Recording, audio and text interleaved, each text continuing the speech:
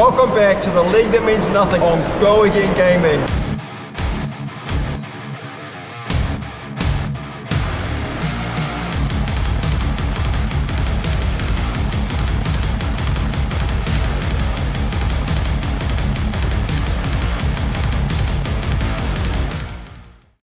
Welcome back to Go Again Gaming, and welcome back to the League That Means Nothing Season 4. This is round 3, and I am your voice of league, Ian Holland. Today we have a very good game ahead of you. We have Jay Mallet. I've never actually asked him how to say his surname.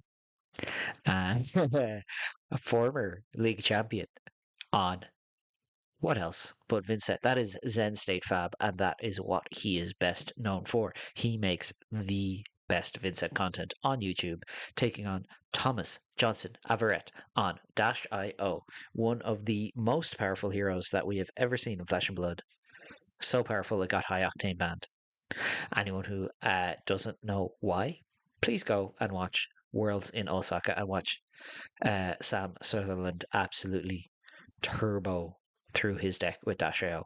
So we don't have that angle of attack available to us anymore. However, we still have infinity action points and the ability to draw tons of cards with Cerebellum Processor. Vynsett, much more mid-rangey, wants to take a slightly slower approach to the game, so this could prove to be a problem as Dash has one setting, and that is gotta go fast, like a certain blue hedgehog. There's only one way to find out how that's going to go, though, is the disruption on the side of Vynsett. Like, you've got Face Purgatory and Cull, which is a great way to avoid max velocities. Cull in particular, because you can't buy your max velocities back from the Banish Zone as Dash.io. But we'll see who takes it down. Is it going to be Metrics or the Monastery? We'll find out in the gameplay. This episode, League That Means Nothing, is brought to you by Invasion Comic Books, a comics and collectibles shop out of Canada, specialising in current and older books, but also stocking Warhammer, D&D, Funko Pops, Magic, Flesh and Blood, Pokemon, and Yu-Gi-Oh cards, but also some retro games as well across Sega, Nintendo, and PlayStation. Now, for viewers of the League That Means Nothing, you've got some cracking discount codes here. We've got TLTMN10 for 10% off all of your Flesh and Blood singles, and we've got TLTMN Crew 10 for 10% off Sealed Crucible of War. So that's TLTMN 10 for 10% off Fab singles, and TLTMN Crew for 10% off Sealed Crucible of War. Make sure you go and check them out. Invasion Comic Books out of Canada. Thomas is just going to start by playing Spark of Genius, getting a Teklo core, and just passing. It's a pretty good start.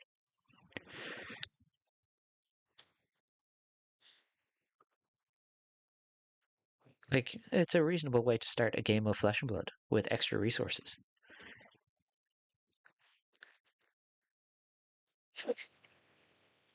So, Spark of Genius, check the top of our deck, because you, as a certain Irish player once screamed at a certain Canadian, you lack critical information. But we're going to banish a Succumb to Temptation on Jay's side to start the game, creating a rune chant. So we have our first rune chant of the game. It tells me there's not a lot. Oh, no, we are just going to go fast. We're going to send a Deathly Whale. So we're going to send 1 and 5 here.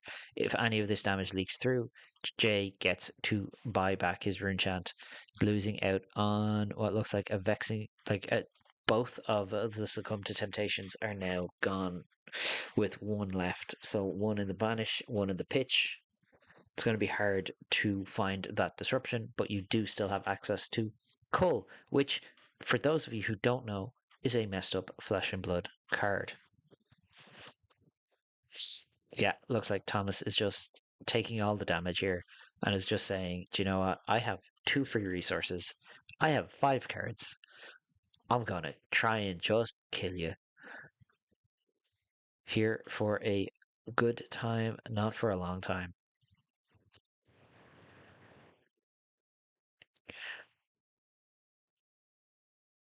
Looks like, yeah, looks like Thomas had only drawn up to 3, had forgotten to draw up the last card of the game, had been looking at a card he could not play for several turns, or for several seconds there. And now we go Zipper Hit, boosting a backup Protocol Red. So this is coming in for 5. Ever-present threat of a boom grenade coming in off the top here.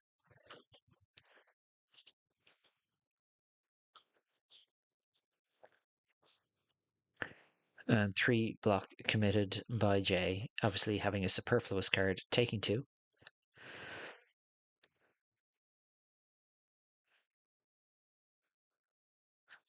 T-Bone. Boosting a T-Bone. Immediately, Jay doesn't even think about it. Here's my Quill Hand and a 3 block. Jay is obviously just committing to generating resources a little bit slower here. In comes another T-Bone, this time for 3, boosting again. Blocking 2. Taking 1.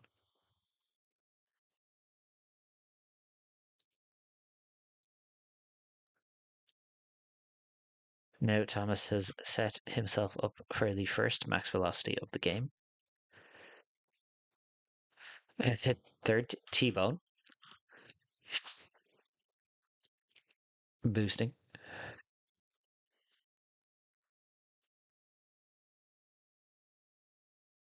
So we're going to have to block with a piece of equipment here. Which is deeply unfortunate, but there goes our Spellbound Creepers under the bus. The Iron Rot Jordans doing their finest work of blocking a singular point of damage. So now to close the combat chain, I imagine Teklo, Foundry Heart, boosting 2, have 2 resources, and I imagine that Arsenal is getting played here. It is indeed the max velocity as predicted, coming in for 10. No wonder Thomas was pretty happy to take that damage. That's a good turn. You get to eat a ton of points of armor and present 10 at the end of it after dealing 3.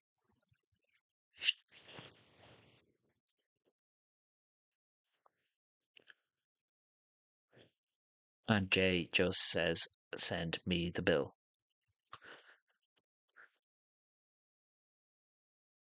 So then Thomas is just going to draw up Jay banishing this widespread ruin? Question mark? I always forget. Yes, I got it right. The red one. 2 and 6 coming in here at Thomas. If damage is dealt, Thomas will have to banish the top card of his deck. So we're going to pitch a boom grenade, prevent 2, and block 6. Looks like we're not going to get a ton of value out of this Teklo core this turn. Just going to, on our turn, make our 2 resources from our Teklo core. Look at the top card. Nope. Looks like we're going to say, here's cog in the machine.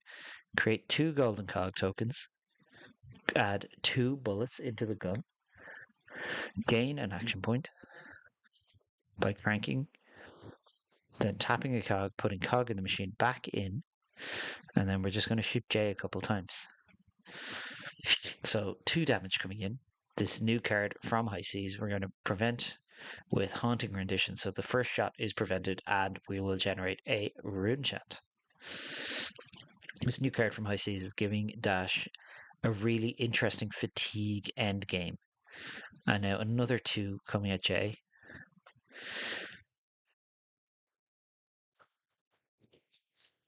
And that is blocked by widespread destruction.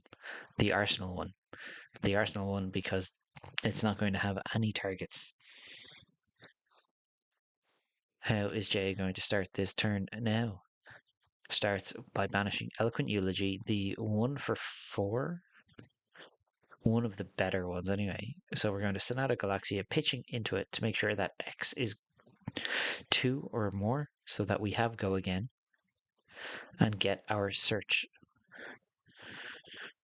for a Malefic incantation.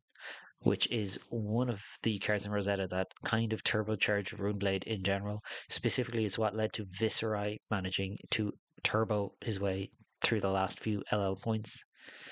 This comes in with 3 counters when it enters the arena. Then we attack for 2 and 4. If damage is dealt, we create an Eloquence token, which gives things go again, non-attacks very specifically, and we're going to generate a rune chant on the back end. So this is how you develop your engine and you keep it going. And one of the reasons why sometimes Warmongers does not help you in this matchup when your Vynsett opponent says peace and plays 3 Malefics. Source happened to me 3 times in 1 week. I have ended the game by playing a Warmongers, and then I have also lost the game despite playing a Warmongers. So Vynsett is tricky like that, unlike a lot of Runeblades. But here we are going to have Dash play a Cerebellum processor, put a bullet in the gun, pistol, not a gun, crank it, boost, coming in 0 to 60 because we have boosted it Fast and Furious. That means we get to put a steam counter back on our Cerebellum processor. That's nasty. I hate that. Thanks, I hate it. That Dashio Armory deck has a lot to answer for. But coming in here for go again.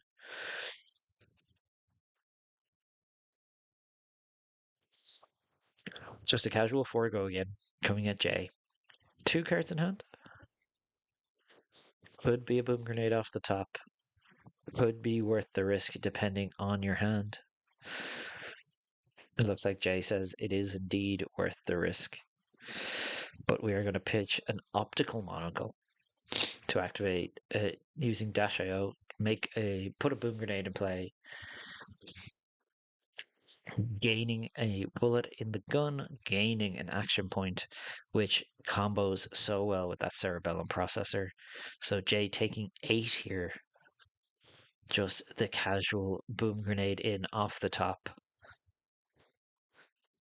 2 action points for Thomas means that Cerebellum processor can be activated without fear, but we are going to cull, banishing a Shadow Puppetry from our hand, banishing a Heist from Thomas's, which is a pretty good trade if you do ask me. But now Thomas can just activate Cerebellum, draw a card, have an arsenal.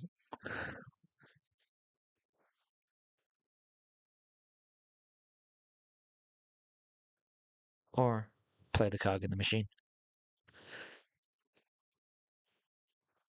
Make some more action points. Why not? Just loading up the gun. Shooting. And not putting the cog back in the deck this time. Oh, we are going to do that. Yeah. Jay deciding to take 2 here. Seems pretty happy with his hand.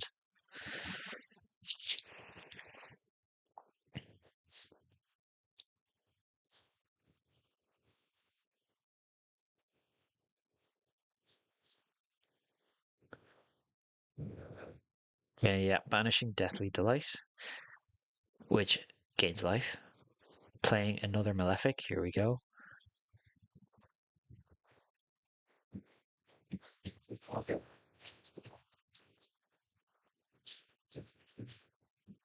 So, Deathly Delight coming in for 2 Arcane and 5, generating 2 rune chants on the back of this.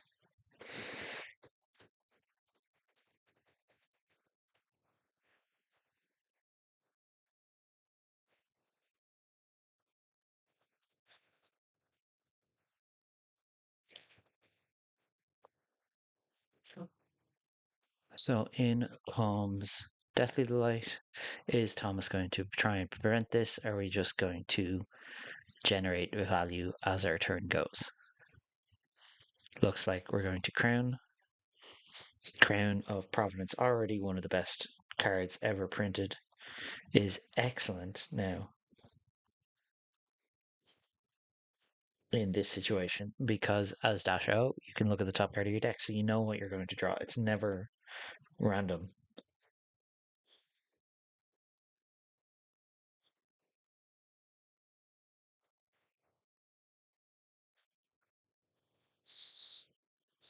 So let's see how we decide to do this. We have one more steam counter, so we get Cerebellum gets to stick around for this turn and another turn. So we're going to come in here 0 to 60, coming in for 4. Boost. Boosting a zipper hit. That is an item on top, which lets us generate action points. Coming in 4 at Thomas, and 4 from Thomas, and is just going to be met with the face purgatory here. Thomas now able to pitch and activate Dashio to put that item into play, but will lose the other card in their hand. Checking the graveyard, kind of a dead giveaway that there's a backup protocol somewhere in the hand or top of deck.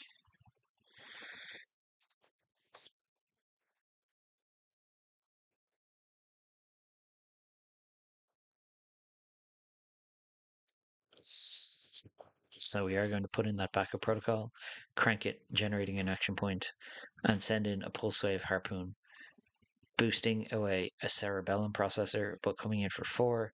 Jay has to reveal 2 cards from his hand. If they are 2 block or less, they are forced onto the combat chain.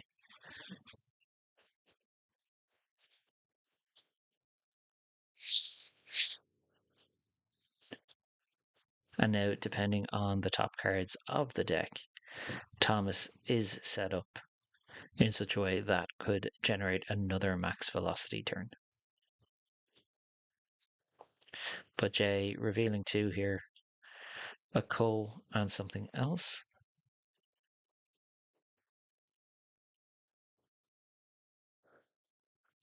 Probably just going to take the 4 from the Pulse Wave Harpoon and see what Thomas decides to do. We're just going to block with the Cull. Taking 1. Yeah, there's no priority window here where you draw a card, play it, buy back the card, and attack with the max velocity if you sequence it correctly. No, there's no way of doing that. We're 2 resources short from doing a max velocity here. No matter what way you slice it. Because we would need a boost card plus, math. But we're closing the combat chain here. We're going to draw with Cerebellum.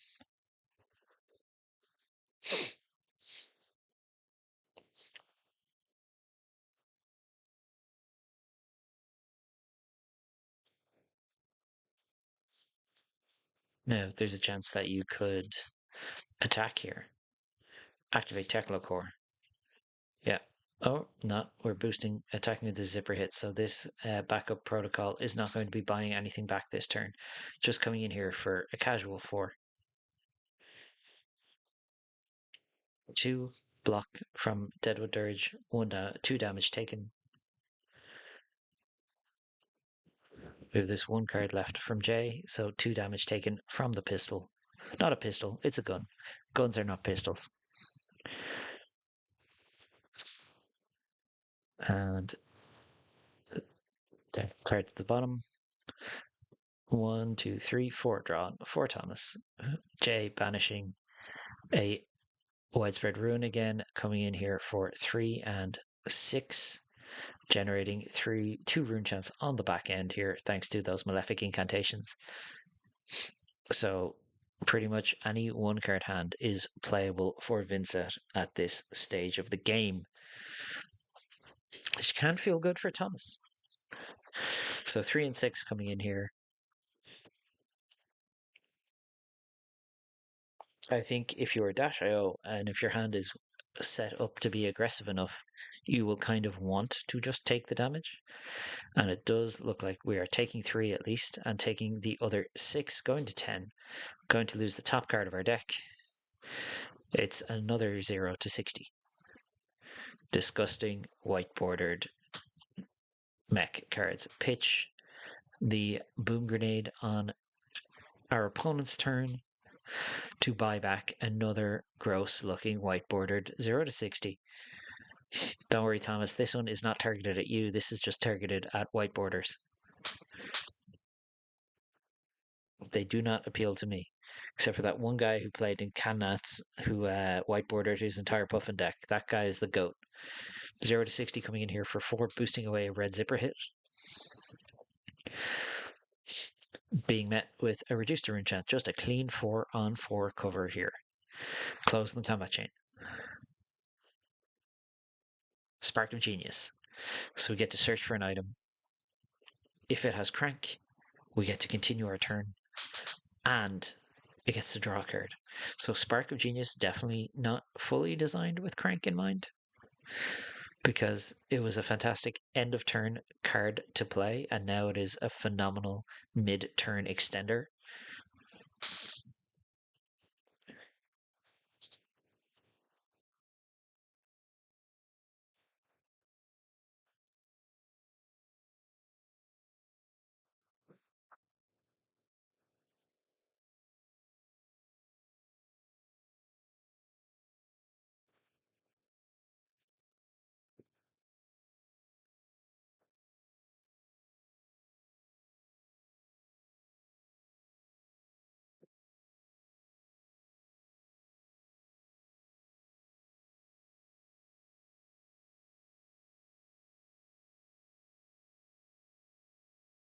In comes another 0 to 60 for boosting. Boosting a Fast and Furious. What are we putting a counter on? Oh, our Cerebellum gets to stick around again. And we've gotten a Boom Grenade. We're just trying to close the game out here. Presenting 4 block here is J, 1 from Armor, plus 3 from the Funeral Moon. Covering up this 0, pitching another Boom Grenade to send in. Pulse Wave, boosting a max velocity. So this is coming in here for 4. J is just going to say, do you know what? We're going to block 4. We've no blood debt in our banish zone. We can just take a turn off and just go again next time. As we've now run Thomas out 2 more Boom Grenades. Although one has been shuffled back into the deck.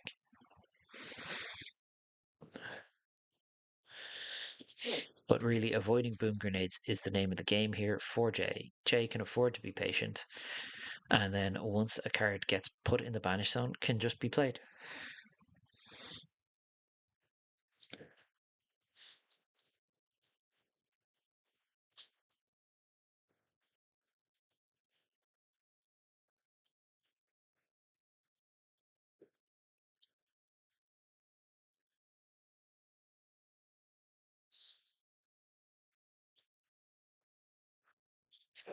So yeah, Jay is just going to drop and pass. Thomas with a 5-card hand now coming into this turn, losing the Boom Grenade. The other thing Vynsett can do in these situations is potentially switch over to a fatigue game plan, because Dash really needs to throw everything at the wall here to try and close the game.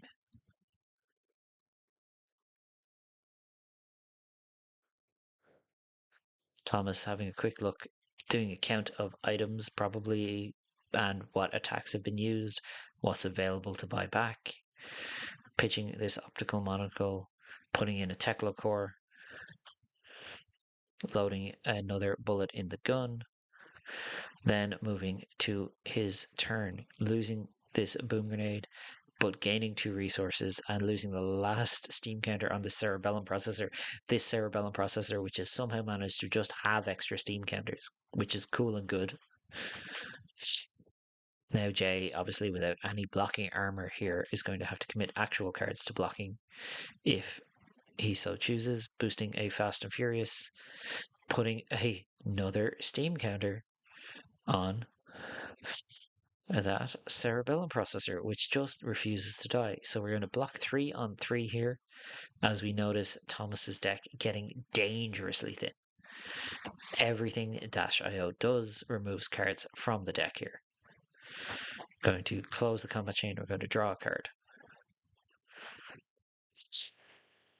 We're going to crack our Achilles accelerator, really saying we're going to try and end this game here because we need the extra action points. Going to Spark of Genius. 2 cards in hand. Getting a backup protocol red here. Deck is so thin. Not a lot going on here.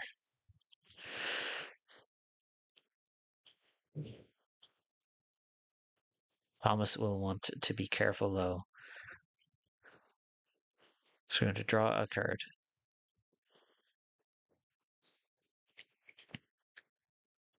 Because if you're not careful, you're wide open to being cold here. In comes now an outpace for 4. 3 cards in hand. Dash has not been activated.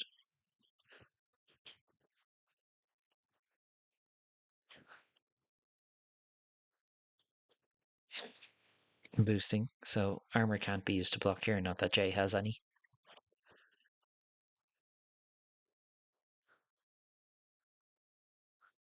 With our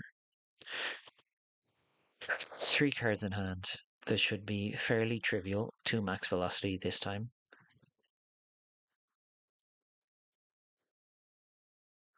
Just need 1 more boost card, an activation of Teklo Foundry Heart. And there's a boom grenade off the top for Dash. So Dash still with 2 action points.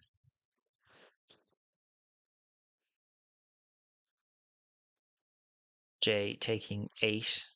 Is it? Yeah, that's a yellow boom grenade, taking 7 then. Pitching here for an outpace. Coming in, boosting.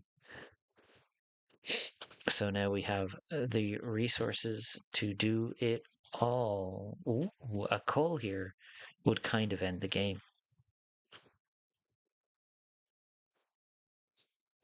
Yeah, I'm going to buy back using the backup protocol. Yeah, I imagine that's not a cull in Jay's hand. Because if it was, the game would be over because you would just banish the last card from their hand. Activate Teklo Foundry Heart. Banish 2. Max velocity for 10. Yeah, not a cull. Jay, unfortunate, might be the winner of the League That Means Nothing last time around, but not the winner of this game today. Congratulations, Thomas Johnson Averett, showing us the power that is Dash.io.